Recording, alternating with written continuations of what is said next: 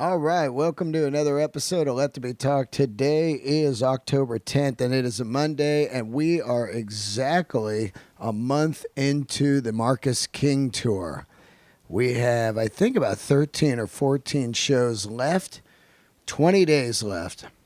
So, over the halfway mark, and it's feeling good. Just had some great shows out there in Austin and Phoenix, Los Angeles, San Diego. San Diego tried to beat me up a little bit.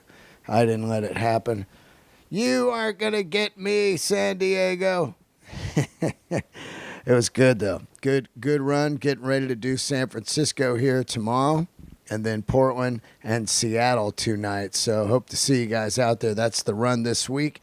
And this is the beginning of the kind of Marcus King tour diary. I'm interviewing some of the members of the Marcus King Band and some of the people on the tour. Like coming up will be Neil Francis and Ashlyn Kraft. Ashlyn Kraft, fantastic singer-songwriter. She's opening the show. Then Neil Francis, who I had on before a couple years ago. And today's guest, fantastic drummer, and been with Marcus for almost 10 years now. And just an incredible human and a fantastic drummer. Jack Ryan is here today. And I got to tell you, it's been a pleasure to watch this man play drums every night back there behind Marcus King, just tearing it up, even doing a classic old school drum solo, which I love seeing. And it was great to sit down and talk to him. I think it's really important to talk to all these people that are in these bands and on this tour, because I feel like it's definitely going to be some friends I have for years, and I know these bands, they are just taking off. Marcus eventually will be in the Madison Square Garden and the LA Forum, and I'll be like, oh yeah, go back and listen to the podcast with all the members. And I think it's important to get to know everybody in these bands, all the bands over the years that I've had on, big bands. I love talking to the drummers, the bass players, the guitar players, the keyboard players. It's cool to hear their story and how they got involved with whoever they're playing with, especially Jack, because him and Marcus, they lived together for years in a house out in South Carolina, and it's just a great story. You're gonna love it. I just feel it's an honor to be on this tour. It's just been just a traveling circus, just family, just really cool. So this will be Jack Ryan today, and go follow him. Follow him on the Instagram. It is Jack MKB. Give him a follow. Tell him, say hi. Tell him you heard about it on the Let There Be Talks. I will tell you this. There's something cool about being on this tour and hearing tons of fans come up to me saying, hey, we heard about Marcus King. We heard about Neil Francis on your podcast. That's why we're here. And that is just mind-blowing to me. I absolutely love that. Jack has a second band, too, the Shady Recruits, with Justin and Chris, who are also in Marcus King's band. They have a side band. They got a record out, and I want you guys to go check out that. The Shady Recruits. Very cool. All right, what else do we have going on here? We have some new Patreoners. I want to say hi to them. Patreon.com/Dean Del Rey if you want to join up. Over 130 bonus episodes and some Zooms. I do some live Zooms with the people. I've been trying to do it here all week, but the Wi-Fi was terrible in the hotel, so I knew it wouldn't be fast enough. But I'll get that going. But there are tons of bonus episodes. Let's say hello to Real Cool Time. Does not use his name. Real Cool Time, Patreoner. Also, Rob Adams, welcome aboard. And Kelsey Olson, thank you for joining the Patreon. And thank you, every one of you, for being on the Patreon. It means the world to me. I will have a new bonus episode out where I talk about all kinds of shit, including the $7 fucking gas in LA. I do not know how we're going to make it here. in California with the $7 gas. And before you hold off of your get out of that shithole, I've been to other states, and I'm staying here. I just got to figure out how to do it. Anyway, today the podcast is brought to you by Skillshare. Now, let me tell you about what's happening with Skillshare. It is never too late to start building something that is truly yours. Whether you've been at it for decades or just getting started, it's never a bad time to explore how your passion could turn into a profitable side hustle. I know that quite well, and I've even been checking out Skillshare. Skillshare helps you level up your skills with curated, expert-led classes covering everything from graphic design and hand lettering to web development, photography, and so much more. Best of all, you just pay once and get unlimited access to as many classes as you want for the whole year. How great is that? And I'll tell you something even better. You're going to get 1 month free if you use my code Skillshare.com/Delray. That's Delray. Skillshare.com/Delray. They've got all kinds of classes on here. You're going to want to get involved with this. Find out how to do successful, social media or pump up website stuff. All kinds of stuff. Power Your Freelance Career by Andy J. Pizza. Make creativity your career. 6 exercises to create a successful side project by Andy Pizza. They got a lot of instructors here, and there's all kinds of different flavors. Whatever your passion is, you're going to find something on here that'll help you take your side hustle to another level. 5 exercises to make your big goal a reality with Kate Ahrens. That's just some of the examples. Anyway, get there, Skillshare.com/Delray, 1 month free when you use my code, Delray, Skillshare.com/Delray. Good stuff right here, man, in this world of working at home and the internet. Skillshare. Okay, what else do I got for you guys? I guess that's about it. You're going to enjoy this. I know it. I've got all kinds of cool podcasts with the members of all of this tour. I'm even going to interview the bus driver. I think that's going to be a great story also, hearing how he got into driving tour buses. Our driver's name is Jason. And there's so many moving parts on this tour, and all of them are working their asses off. Shout out to the Marcus King crew and all the venues we've been playing. Just great humans out there that keep the machine going. All right, get ready right now. Give them some love. Candles are lit.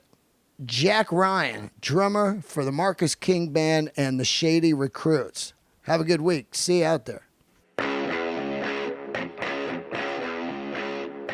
Here we are, some more Marcus King Band members. I'm out here on the Marcus King Youngblood tour and getting the opportunity to sit down with different members of the band, which is really cool because, there are some fantastic players in this band, including my man right now, who is the drummer for the Marcus King Band, Mr. Jack Ryan. How are you, buddy? I'm doing well, sir. How are you, Dean? I'm good, man. It's great to be out on this tour and get to see you play every night because you do a fucking old school drum solo, which is rad. Yeah, man. Marcus, needs a pee break, smoke break. He needs to go get a drink, whatever.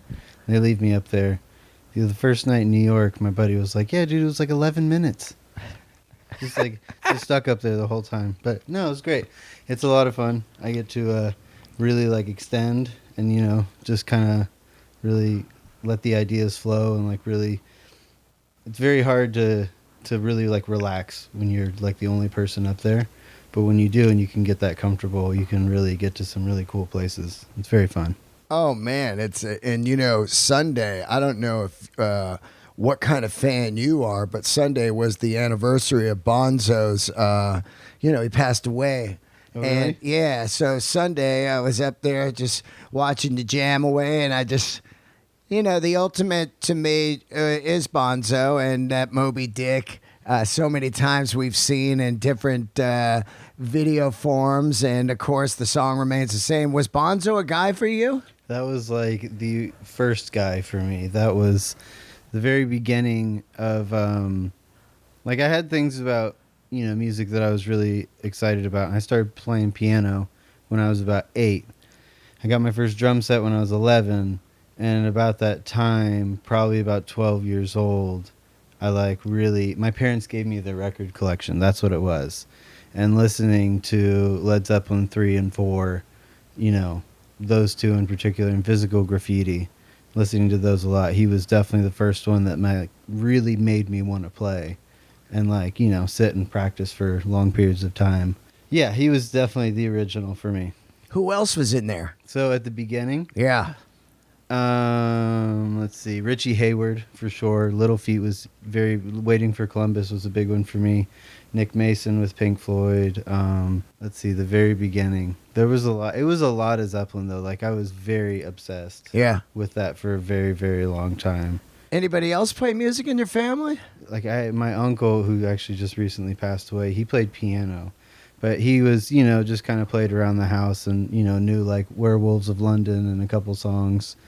But other than that, my parents can't find the one to save their lives. Like there's no rhythm, there's no musical talent in my family like at all. It's really funny. It's a lot of practice. It was a lot of work to get to this. So how does it start then? You're listening to your parents' record collection, then Yep. you're like, wait, I wanna play drums. It was I started playing the piano first and whatever, and just getting into music, and then it was kind of getting the record collection and actually having the drum set or whatever. Because I think if I had gotten those records first and I didn't have like an outlet for it, I don't know if anything would have come of it. But because I had my drums and I was like, oh, I can play along to this or I can do whatever. And like kind of started to. I remember Creedence Clearwater Revival. That was like one of the first bands where I like started learning a record. I learned a lot of his licks and stuff. Yeah. How about the band? That wasn't a big one for me early on. I always loved Levon and have a lot of respect for that, but did not really listen to that till I got into my 20s. My parents had a copy of those records, but just never listened to it once and was like, that's cool. Just never. Yeah. I don't know why it didn't grab me when I was younger. Yeah, I think music just grabs you at different times, Like I said, I hated Pink Floyd growing up. I was always like, that's stoner rock, And now it's like one of the number one bands ever for me, See, it's funny. I really, really fell in love with it before I started smoking weed. And then still love it and appreciate it and whatever. Yeah, we were out at that venue a couple nights ago in Madison, and the view from the VIP room was that factory. And it looked like the Animals cover. And so I added the pig. I took a picture of it, and then I added the pig and just played Dogs. And there it was, my own Pink Floyd cover. That is one of the best albums ever. The keyboards on that album, some of the best keyboard playing in rock and roll. It's just insane. The intro to Sheep and that whole thing is just the best. It's unreal. It's unreal. It is. So what was your first drum kit? Was it a cheap one? Very cheap, yes. What was it? It's a company called Percussion Plus, and I still have a few of the toms from it. I don't have the kick drum anymore, but yeah, I have pieces of it. And then I bought myself my first drum kit was a Yamaha YD series, and I was probably about 14 years old, and I paid like $500 for that off Craigslist. Oh, wow. Yep, and I still have that kit. And I actually put new heads on it recently and took it to a gig where I was going to be outside and, it was going to be all hot and there was going to be drunk people everywhere and not like a proper stage. And those drums actually tuned up and sounded fucking awesome for being that old and that cheap and whatever. What color were they? Just black. Black? Yeah, just flat, whatever the black wrap, looks like, piano almost or whatever. It was, that was first when I met Marcus. I still had that kit, and the first probably year, maybe not even of playing with Marcus, I played that, and he hated it. Oh, really? And yes, and he there's a fella in Greenville that used to own a drum shop, and he had a late '70s set of Slingerlands, and I ended up getting those, and that was the kit I played for a long time till I got with Noble and Cooley.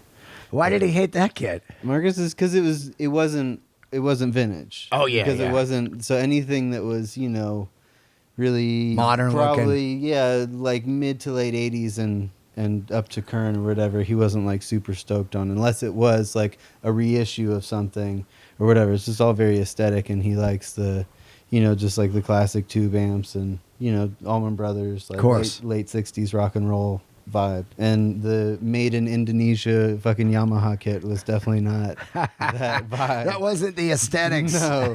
I mean, the fact that it had the rack tom mounted into the floor tom with the whole thing and whatever, and like, no, he wants the thing and the snare stand, and yeah, it's funny. And how do you guys meet? How did I meet Marcus? Yeah. It was through the easiest way, through mutual friends. I did 2 semesters at college, and then was not going to go back, and so I was moving to Greenville, which is about 30 minutes away from where my parents live. And I had met a fellow in Greenville. His name's Jeff Holland. Shout out to Jeff. He was, my mentor in a lot of ways, with drumming and whatever, but he was just introducing me to people in Greenville and was convincing me to move there and whatever, and, just to start playing music. And eventually one night, hanging out with him, we went, I think it was to watch his band play, I can't remember, but met Marcus at one of Jeff's shows, and Marcus was probably 16 at the time, and I was like maybe 19 at the time. And then fast forward probably 6 months, and I had, joined the band and stuff, but we just slowly became friends and started hanging out. That early days, I mean, I met Marcus like 6 years ago, and he was young then, but when you saw him, was he just like the freak of the town? Like people are like, oh, you got to see this guy. Was he like that good at that age? Yeah, dude. Yeah. Absolutely. I mean, so there are a couple of videos of him on YouTube where he's even younger than that. And the guitar playing was that good. Yeah. The guitar playing was always that good. The singing was just starting, and the singing was just developing. And the songwriting had not even hardly begun yet. Right? But the guitar playing was first, and that was what like everybody knew and everybody was super stoked about. So I had heard of Marcus a little bit there, but not really. Yeah, I think the first time that same dude I was telling you about, Jeff, told me about Marcus, he was like, there's a guy that I want you to play with, but you're not. Like, he was kind of, it was late at night, I'll just say that. And he was like, he looked at me very seriously. He's like, you're not ready yet, or whatever, something like that. Really? This guy's like the guru out there. Oh, very much. He's putting together this future of Marcus King Band? Yes, absolutely. He's awesome. He's hilarious, but his house is like a percussion museum. Like, yeah. The first room when you walk in, it's not a, massive house by any means, but like the first room is all Middle Eastern and like West African percussion, tambourines, every like iteration of the tambourine that's ever been made, the kanjira, the whatever, right? Like all these crazy ones where it has one jingle, gigantic jingles, it's this deep, it's thin, it's whatever, right? Then it's all the, West African dununs, which is like the bass drums, and then the djembes and like all that stuff. And then the next room is Afro-Cuban and like Brazilian stuff. And then he's got a room with a couple of drum sets for like recording stuff and like, a marimba and whatever. And then just like all kinds of other stuff. He does big clinics for elementary schools and stuff like that, and was, very much in a lot of ways was like kind of like, it seriously was a big mentor for me and whatever. And especially being like 18, 19 years old and not knowing at all what I wanted to do or whatever. But yeah, he was like, you're not ready yet and whatever. And did you ask him, what does that mean? No, because I just kind of learned to accept it at this point. Yeah. And there was another gig of his, and this is a pretty funny story. Another gig they did a Christmas jam every year in Greenville, this band that he was with. And the first time, like literally a couple months maybe after I had moved to Greenville, I don't even think I had met Marcus at this point. That's how new I was to the whole thing. And he was like, all right, because he plays percussion. He has this big, timbales, congas. He's got this whole big world set up, plenty for 2 people, right? Yeah. And so he's like, all right, this is the last song. You come and get up, come jam. And so I go to get up, and he grabs me by the collar before he lets me go. And Jeff is not a very big guy, and so he's looking up at me and whatever. He grabs me by the collar. Before he cuts me loose on the kit, he goes, no one is here to see you. You understand me? No one. And then like lets me go. It's like, all right, this dude. guy. He's hilarious. He's just like the fucking battle axe. He's just like he's building his percussion soldiers out there in the world. Yeah, he was really funny. But we would like when I first moved to Greenville, I worked in this pizza restaurant.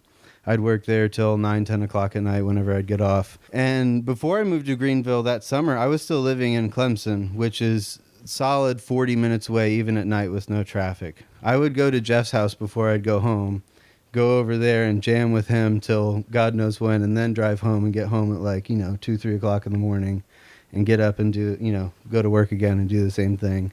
But yeah, he was very much so training and whatever you want to call it, percussion soldier. I like that. So at what point does he make the introduction and feel you're ready to play with Marcus? How does this happen? He never did. I had to. Which was probably for the better. And whether he meant to or not, it just kind of happened on its own. Wow. And which was probably a lot more natural and whatever. But we just introduced there, and I don't even think Marcus remembers that first introduction at that show in Greenville. He goes, somebody introduces us. He goes, people always tell me I don't know Jack. Now I do. It's really funny, but yeah, we just very gradually and very naturally became friends and started playing. And he had older guys, guys well into their 30s that were playing with him. But they, had kids or did whatever, didn't want to travel all the time, didn't really want to learn his music. And so me being young and very eager and whatever, I was like, dude, I'll learn the songs, I'll whatever. I'll come play for $75, Yeah. But that's what's funny I said, because when you got a guy like Marcus, at let's say 15, 16, 17, there's not usually these days, when I played music, there were other guys around that were the same age.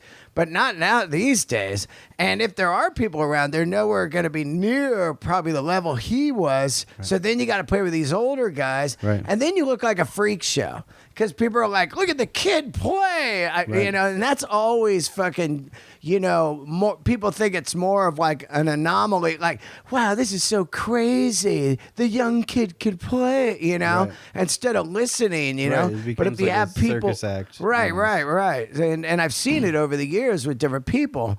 So that's the one thing I noticed when I first started seeing the Marcus King Band years ago. It was like you and Steven and back then it was like D-Vibes and guys like that. They all seemed like around the same age. And I was like, God, that's cool to see dudes, 4, 5, 6, 7 dudes into the same type of music, which is really hard these days. It's hard to just get 4 dudes to just show up. Not even like practice or like whatever. Just to get 4 guys to show up. Yeah. It's like next to impossible. No, starting a band, every step of it just gets progressively more and more difficult. It's horrible, right? Like these days. In the 70s and 80s, everyone played in bands. Yeah. Pre-DJ, pre-Instagram. I just want to be famous by skateboarding and falling down, It's just, most people just look at it like, that takes too long. They want instant gratification. Which it is. It takes a long time. Marcus and I are almost 10 years in, and constantly, we do these meet and greets every night at these shows. And there's all these people that are like, oh, I just heard of you guys a couple weeks ago. And then to them, they think that maybe the band started a few months before that or whatever, a few years. But they're like, when you tell them we're like as young as we are and we're almost a decade in, that's like, there's, Yeah, same with me as a comedian or the podcast. 11 years podcast. They're like, I just found your podcast. And you're like, fuck. I mean, I don't want it to happen fast, but now it's been 11 years. I'm like, how do we get the word out there quicker now? I'm not getting younger, And it's fucking gnarly out here, right? It's hard, man. There's a lot of podcasts, so that doesn't make it any easier. Yeah. So once you get in and start playing with them and you guys start to kind of weed out the older guys, how do you find other guys like Steven and stuff like this? So the original bass player, his name's Anthony House. So we all called him, his name was House or whatever. House was in the band for probably a year and a half from when I joined until Steven ended up joining. He had a college degree in like computer engineering, and basically was looking at how much time he was going to have to spend on the road and his college degree, and kind of decided that he wanted to, go to work and, like a normal office job and do that and get the most out of his degree instead of, getting on the road. And I talk to him every once in a while, and I don't think I'm sure on some level he probably feels a little weird about it, but I know he, is very happy he's married and he just had a kid recently. And, Yeah.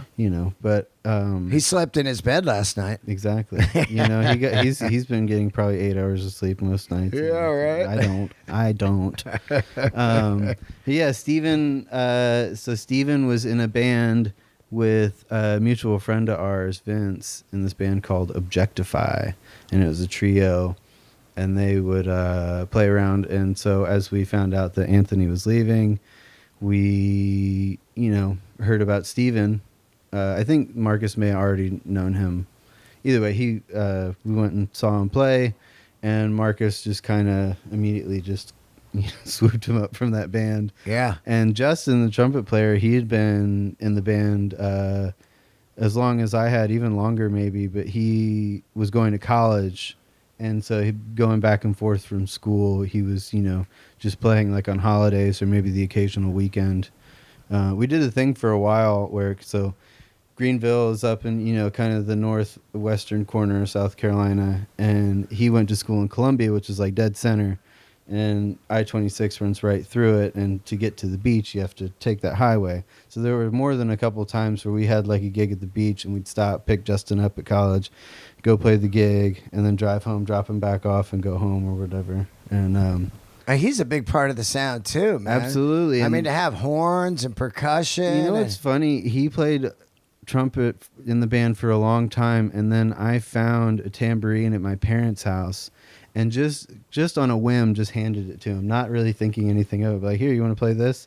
And tried to get him to play, like, different stuff before bongos. He didn't really want to do that. And then, different pieces of percussion. He wasn't really into it. And then for whatever reason, the tambourine, I guess because he had played it in church maybe, or he heard it a bunch in church, but picked it up and was just immediately like, oh, my God, that was such a monstrous piece of the band. We had no idea we were missing. Like, that one tambourine, someone that actually really, really knows how to play tambourine. Right. It just adds so much to everything. It's so nice. Yeah, it gives it that kind of drive and like, that boogie, that just movement. It's wild. It's a very, very, very small instrument. Has such a massive impact on the sound. So you guys get Steven, and then at one point, you and Marcus become roommates, right? Yeah, so that was before Steven was in the band. I moved in with Marcus probably 6 to 7 months after we started playing together. Not even. I remember it was Halloween of 2013. We were moving in together, and we lived together for like a solid 5 years before he moved to Nashville. So it's just, what was it, like a 2-bedroom apartment, or? It was it was his dad's. It was the house that Marcus grew up in. Oh, wow. And so it was his dad's that he bought way back in the day, and the house next door was the house Marcus's dad, Marvin. Marvin grew up in the house next door. Wow. And Marcus's grandmother, Oma, who we all called Oma, rest in peace. She lived in that house. And so they had both of these houses right next to each other. And the one that was Marvin's, the one that we ended up living in, was just kind of sitting there pretty much vacant for a while. They were like basically using it as a storage unit, just leaving stuff in there. And so Marcus and I cleaned this house out and did all this stuff. And we moved in there and paid the bills. And, paid Marv a little bit of rent, but honestly not really. And lived there for like 5 years and just took care of the house. But yeah, that was where the band started. And we, he wrote a lot of the songs, and we did, all the rehearsing and like all that stuff there. But yeah, that was this little house. So he had the master bedroom. I had the one little bedroom next to him, one bathroom for the two of us. Ooh. I will repeat that, one bathroom for the two of us. It was that was the only downside about the house. Right, The rest of right. It was great. That was just, and honestly, it wasn't even that bad. But just two guys, it gets hard. Yep. And then there was a third bedroom, and that was where I had all my records in there, and Marcus had his too, and we had a couple couches, and that was the vinyl room, the chill zone, whatever you wanted to call it. And would you guys just rehearse like 8 hours a day? No, I mean, honestly, we would jam some, Marcus and I, and we would hang out and play around and do different stuff, come up with ideas. We, at the very beginning, when Steven joined the band, had some rehearsals, and when there would be a new song, we'd rehearse. But there was like a long period of where we honestly didn't rehearse much, and then when D-Vibes joined the band, we did a fair amount of rehearsing, because he was very much like, no, we should rehearse. And then, now we don't see each other very much when we're off the road, so we'll just do a couple days of rehearsal before the tour starts. So are you guys basically just, because I mean, when I see the band, it's crazy tight. Are you guys all working on the stuff on your own, or just listening to some tapes? Because it's nuts. So it was a lot of us hanging out constantly, living together and playing together and whatever, listening to the same music all the time.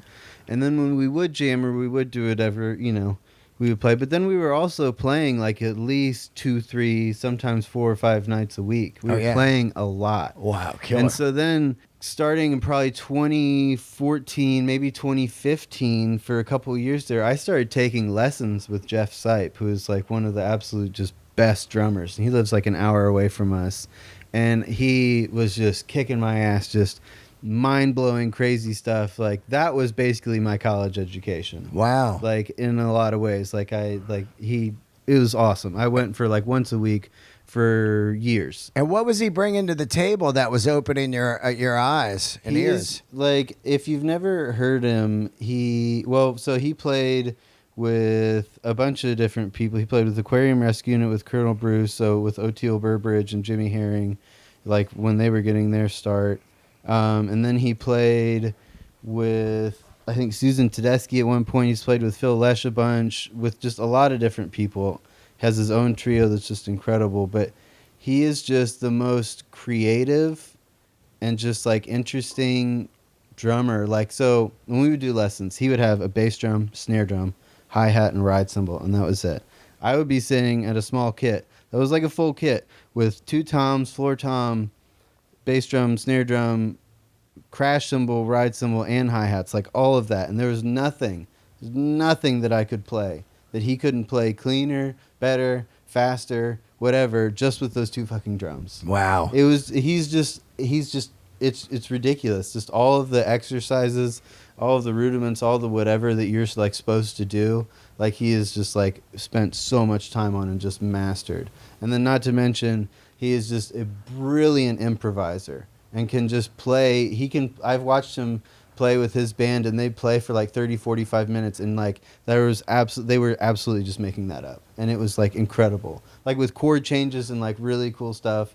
Like not just playing on like one chord for like 30 minutes. Right. Like really like composing Not a just song. vamping, No, actually composing going a somewhere, yeah. song. Yes. Like improvising it 100%. Like just really challenge it. So at one point I went to Jeff and I was like, man, I just feel like every time I take a solo with Marcus, talking about the band, I just feel like I get stuck in a rut and I keep kind of playing the same licks.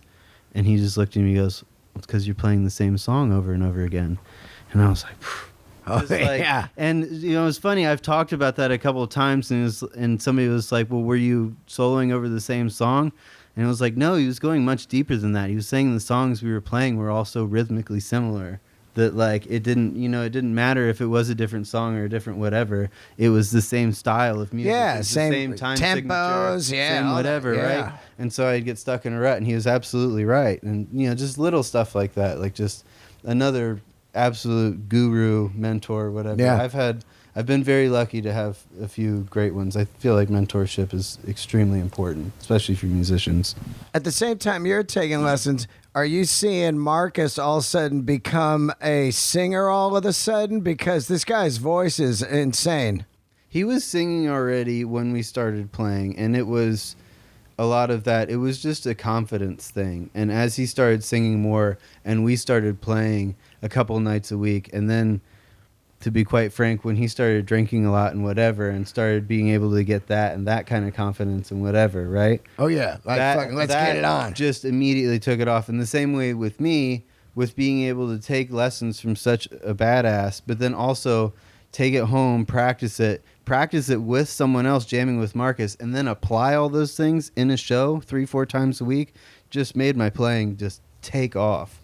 And it's the same with the singing and the same with the songwriting. Oh, He was writing songs a lot, and we were working on stuff, and there were times where he'd bring stuff to me and I'd be like, man, that's really cool, let's work on that. And there's other times where I'd be like, hey, that is a Sheryl Crow song there, guy. Yeah. And it was just a lot of trial and error with everything.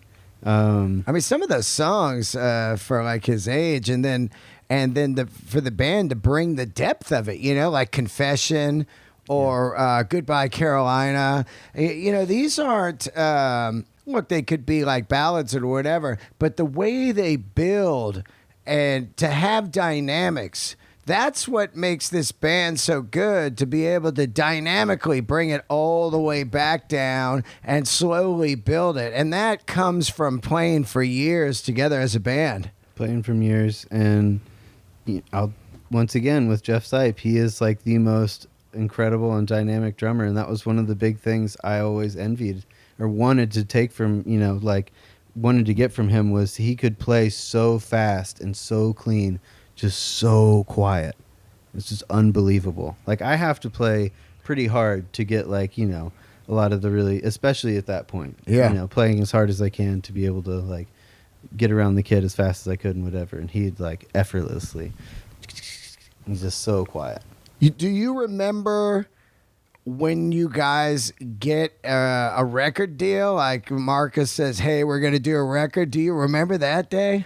So the first record was independently funded. We did that on our own, and then the record deal came with the re-release of that record. Right. So basically, the first iteration of that had a different album cover. It was the same songs, same album, same whatever, but instead of the two Super Reverbs and the SG on the front, it was a picture of the three of us standing in this field. There were only 1,000 hard copies of that album made. CD? Yeah, right, definitely. Yeah, and then when we did the when Evil Teen got involved and we did the actual record deal and a re-release, then I think they released those on vinyl and had a fair amount of those CDs. But yeah, that was it was cool, but it was. I'm glad we got to do that on our own at least once, without a producer, without any kind of anyone, really watching over us or expecting anything out of us, right? Because it was just our CD. Because every recording after that was with Dave Cobb, right? Carolina Confessions was right. The second one was produced. The self-titled one was produced by Warren Haynes. But even if the producer wasn't there, there was always record label people, talking to somebody or whatever, or listening to the songs before they went to mixing or whatever, just giving feedback and just, all that kind of stuff. But with Soul in Sight, we just spent 2 weeks on it and had a few of the songs beforehand, but wrote at least 3 or 4 of them while we were there and added all kinds of stuff and just got to live in this. So the studio that we recorded the first CD was this house in California outside of San Diego. Oh, wow. In Valley Center. In Valley Center, California. And it was this big-ass house. And upstairs of this house was basically almost like this separate apartment. There was a kitchen. There was, at least one bathroom. I think there was actually 2 up there. Multiple bedrooms. A whole nother living room, whatever. So the studio was upstairs. There was, this nice pool and whatever. So we would sleep upstairs in this studio in the couple bedrooms, and then had the drums set up in one room and the amps set up wherever, and then would just wake up in the morning and start working on stuff and record till it got late and everyone wanted to go to bed. And literally just spent 2 weeks doing that every day, and that was the first wow record. Yeah. How did you guys choose that studio? It was through, how did we choose that studio? It was through a friend of a friend. Yeah, I want to say the people that owned it were friends with the fellow that lived in Greenville. And his name is Robbie. Robbie was, I don't remember if he was booking at a club at the time or if he was in another band or just mutual friends, like lived with a buddy of ours. I can't remember. But anyway, Robbie knew the fellow that owned the studio out there in California, and he hooked us up. And I want to say it was only a few $1,000s for like those 2 weeks. It was like wow, like 4,000. I can't remember. It was a very reasonable figure, whatever it was. That's great. To do that, but then I had to mix it and master it and do all the other stuff. But yeah, that's the first record. You guys have been on the road your entire career, and you start to slowly see this thing. We're out on this Youngblood tour. We just did 2 nights at the Beacon. Yep. And 2 nights coming up at the Ryman, 2 at the Tabernacle. And you have to see all the hard work is starting to pay off, which is pretty interesting, right? It is. It's every... this is the first tour where it's actually felt like in that moment where it's like, yes, this is really paying off. Like literally between this tour and the last tour in like, what was it, like March or whatever? No, this year. Oh, this year. No, like March area. The venues have literally doubled. That's wild. And there every step of the way before that has been such a slow trickle, just such a very gradual, to where it's almost unnoticeable from like year to year or whatever, where it's like, it went from like nothing at the beginning, like literally maybe a dozen people to like 40 people to like, 60 people to 100 to like, 120 to like just slowly building or whatever to, it's so surreal because it just, looking at it on a microscopic level daily, it doesn't feel like it's changed almost. But now it's like, when I walked on the stage at the Met in Philly for the first night, it's like almost a 4,000 person room. Yeah. It's like, Jesus, this is our show. We're not opening for, That's whoever. wild, right? This is our show. And I've been following the band since then, and I thought the 2 nights sold out the Troubadour in L.A. was killer. I was like, holy shit, they've made it. And here it is, we're coming up on the Will Turn. Yeah, man. So, and that's going to be sold out. What do you think? Because is there radio play? Because I don't listen to terrestrial radio. Is there radio play, or is it strong word of mouth still? I think YouTube has helped a lot. Oh, yeah? I know that there is a fair amount of radio play just from the amount of radio station things that we have done. But it's like the AAA stations. Right. Your WNCWs, your WFUVs, WNRN, like the college radio stations, the whatever, just the independent ones. Yeah, like there was a radio guy last night at the gig. Exactly. And where were we last night? I can't even remember. Isn't it like as you watch Spinal Tap, you're like, it's so real because you have no idea where you are. We're on a tour bus. It's a summer rain. It pulls up to a parking lot. Yep. We walk into a venue, and then we walk back on the bus, and we go to sleep, and we wake up in another city. And when you're it's really funny when we've been, what was it, Wisconsin, Minnesota, Madison. St. Paul. Oh, we were in St. Paul. In Grand Rapids. Yeah, All Grand these Rapids. places, That's where we were. Especially with the weather and just, the way these venues look. It's like you could have told me we've been in Grand Rapids for a week and I would have honestly believed you. Like, it just doesn't look like we stay in such a small area of the venue. It's like, it's very... I'm surprised how similar these venues look. Yeah. We've played like 6 of them that are identical. Yep. There's basically, they have a cool balcony with seats and then a big general floor, and they look like a warehouse. Yeah. They're a square warehouse, but they're new.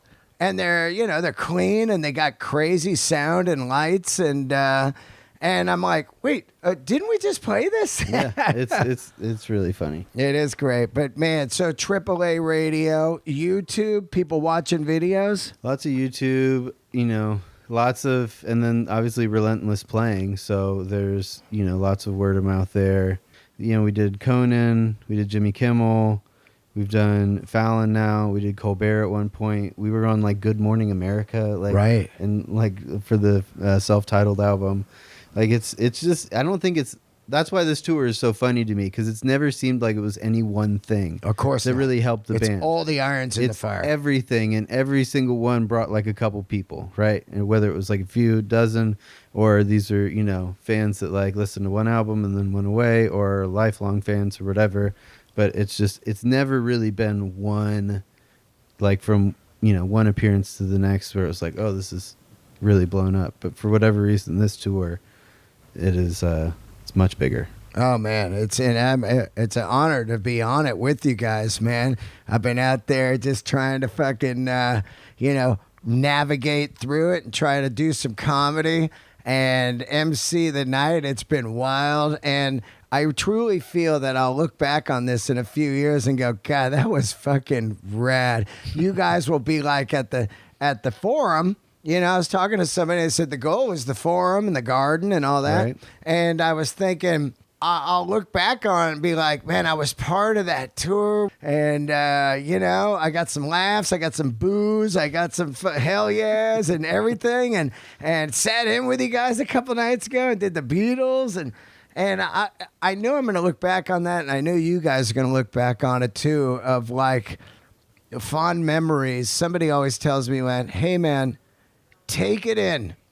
Take it in. You know what I mean? Enjoy every step of the career. And that's really, like Marcus was like, man, you're so positive out there. And I was like, we got to be. Yeah. We got to be, because any other way is like, it's a great thing. We're out being able to entertain people, Yeah, it can become very negative. And if you dwell on that, you dwell on a lot of the bad stuff or whatever, it can become, just like just a sore or whatever. It's just, yeah, it's tough. But I am very grateful how busy we've been, especially because a couple years ago, we were just sitting at home, not being able to do anything. Oh, God. So, yeah. Very grateful. Noble and Cooley. Mm-hmm. You're the only guy I know that plays them. Very cool. Great looking kid. How do you get involved with him? So that's another... it's a lot of mutual friends. I never really thought about that before. So the fella that helped us pay for that first album, his name is Bill.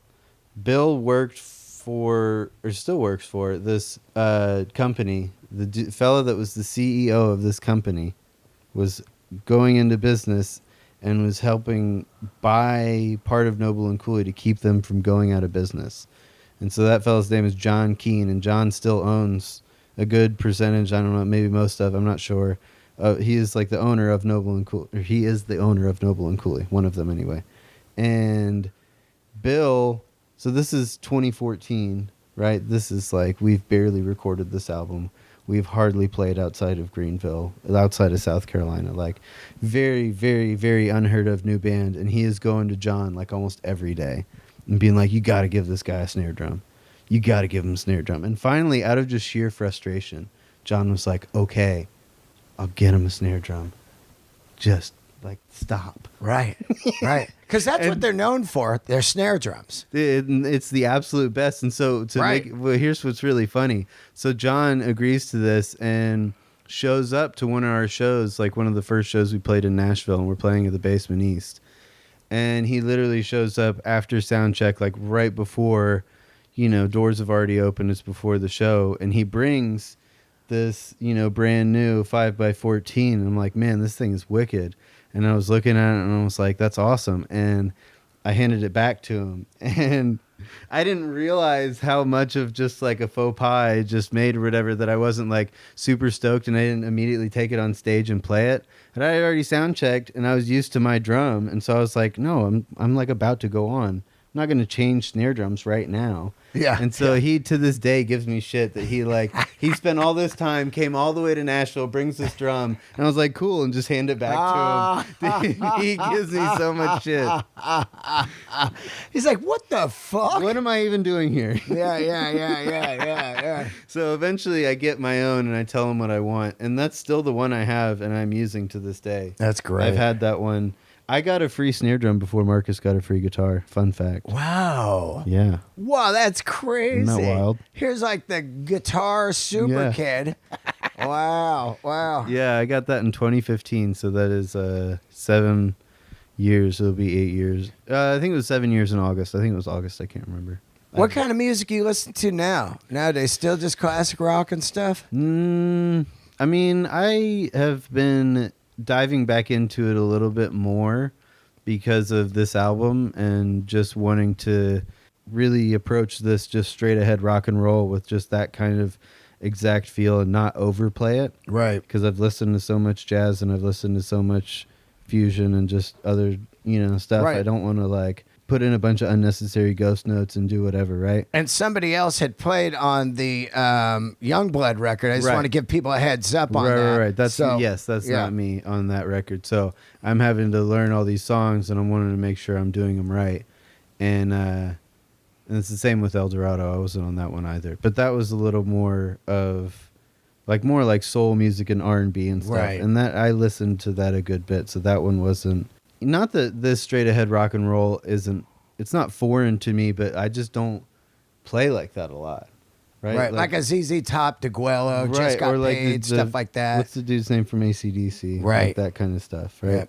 And so I was listening to like some Thin Lizzy and some stuff like that, but it's funny, we were talking about Richie Hayward. I still listen to Little Feat to this day regularly. That's one of the only bands from when I was like 12 or 13 that I still like listen to a lot and still always get stuff from and just absolutely love. We were listening to Medeski, Martin and Wood on the bus last night. That's always a staple for me. Those guys are just absolute heroes.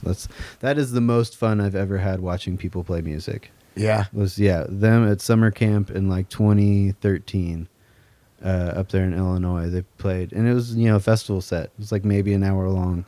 It was legitimately the most fun I've ever had watching anyone play music. It's so great. Not to say it was like the best show, not to say it was like whatever, like that was the most fun, that was the most satisfied, that was the most like that was what I wanted out of music, of like anything. It was just Medeski, Martin and Wood. That was the best. I got a copy of Curtis Mayfield's There's God. No Place Like America Today on vinyl. So I got great. like a really clean copy of that. So great. Very excited about that. Oh man, I listen to him all the time, but there was about a 2-year period where I only listened to him. Dude, there's a lot there. Kung Fu, Sweet Exorcist. Oh man, just that. It's when I hear it, just a moment running from a friend. It's just like there's no one like that guy. It's so solid. Oh my God. What a tragic ending, just fucking horrible. But man, his music is solid. It is. It's Holy incredible. shit. His guitar playing, his voice, his rhythms. I didn't. Marcus was telling me about that. I never realized that was all him playing guitar. Yeah. Yeah, that's Just fucking really cool. Sick. I just really enjoyed. There's a lot of music that I've really dove into and have totally nerded out about, and there's a lot of other music where I've just like, oh, this is really nice, and never really like done the research on and whatever. And that was really fun. I'm very impressed. It's fucking great music. I wanted to say it's been fucking fun. So 2 weeks so far, Absolutely, man. and it just great to watch you play. You seem like a fucking. I mean, you're young. I'm 56, so I laugh because you guys are all just like. I remember when I was young, we'll sleep later, Yeah. And I'm like, all right, I'll catch you guys later. And I run to my bunk Yep. because, I get it, man. You guys are playing 2.5 hours. It reminds me of, early days of seeing like Black Crowes on the Southern Harmony tour. They're playing like 3 hours and just, and then going out all night and celebrating life. And it's, I watch the shows every night. in different parts of the room. I watch the energy of the people, and I watch the energy of the band, and I'm like, this is just great. It's amazing to see just this rock and roll machine going across America right now. Thanks, man. It's really fun. It's so surreal looking back and being in, Marcus's van and being there when there's like 8 people in the room. It's really cool that it's come this far. I'm glad I got to sit down with you. We tried to do it for about a week now. We're both just trashed. Yeah. Just tired as hell. But That's rock and roll, baby. hell yeah, man. And tell everybody your Instagram. It's at Jack MKB, JACKMKB.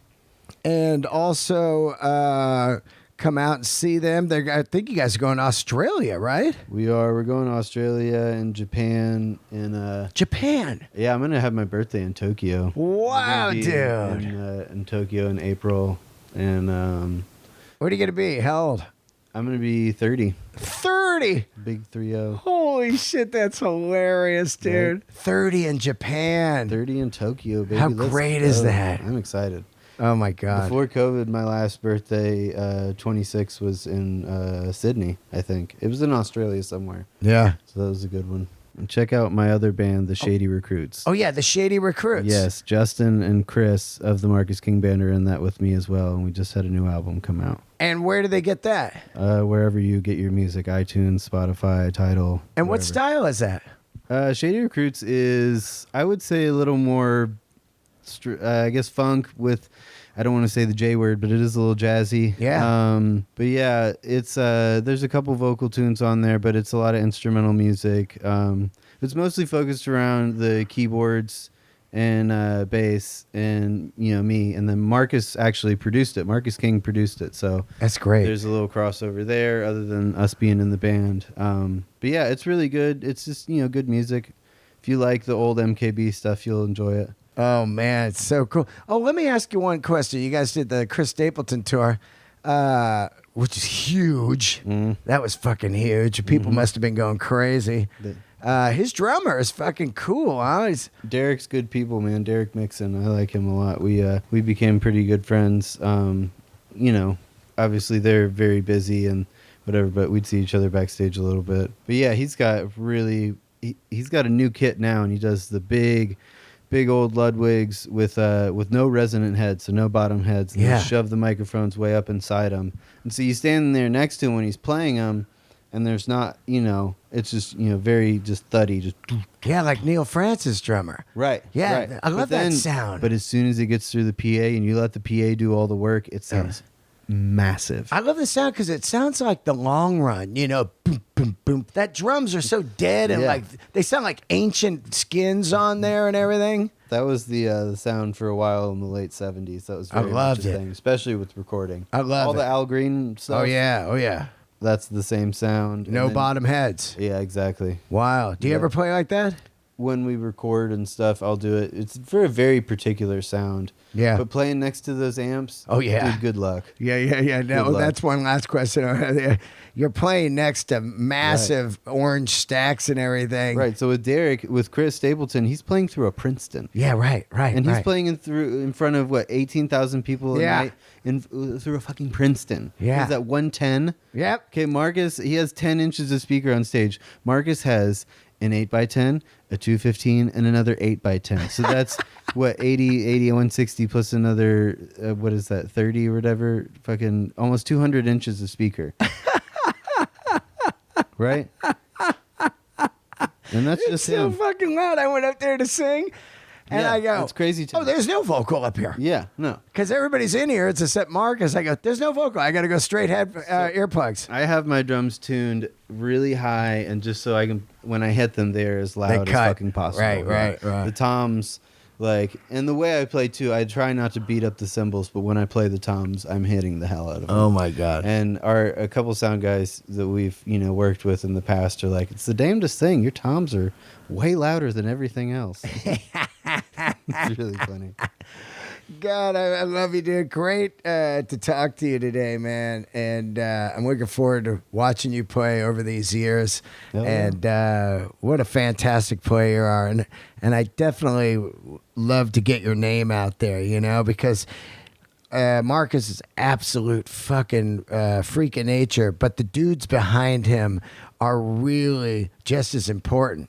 They know how to play this music to where it sounds not generic. Right. And that's really hard when you're playing some of these types of styles of, say, kind of a blues rock or an R&B rock or whatever. So it's just a joy to watch you guys each night. Thank you. Thank you for having me, Dean. Oh, yeah. Thank you so much, man. All right, guys. Check it out. The Shady Recruits. Shady Recruits. Yeah, and thank you guys for tuning in, and come out to a show. We're out there. We've got like 4 more weeks on the tour, so candles lit.